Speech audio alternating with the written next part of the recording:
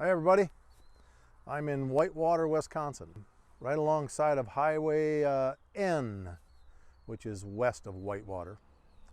I had a customer call from out this direction a while back, and so he ended up, long story short, he ended up buying one of our lift pumps. This is the site in the background. It's kind of a specialty pump. He had buried a 4,000 gallon tank and put a 24-inch culvert on top of it. So we had to make a special lid for it, a special situation to put our pump on and those sort of things. So it turned out pretty nice. From the time I got here this morning to, after we stood around and BS'd for a while, took less than an hour for setup. So the electrician's just in the process right now of hooking things up. He had to go back to town and get some supplies, the way it sounds. So, but all is well. I guess I'll try to give you a close-up of this, but I'm not going too much closer to this thing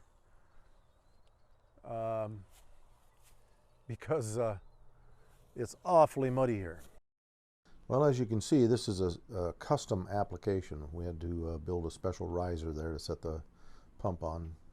The tank wasn't deep enough to drop our pump in there. So custom application, don't be afraid to ask for special things when you call Dyna Flo, because we're used to thinking outside the box. Our dealer who met us out there is Detweiler Farm Drainage, LLC.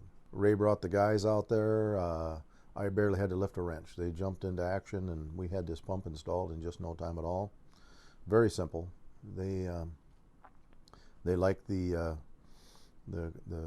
clean and the easy way that the pump installed. So if you need to get a hold of these guys, Ray,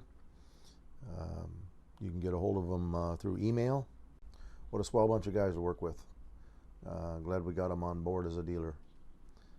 They're out of Evansville, Wisconsin, but they helped me here in Whitewater, and we had a good day at Dyna Flo.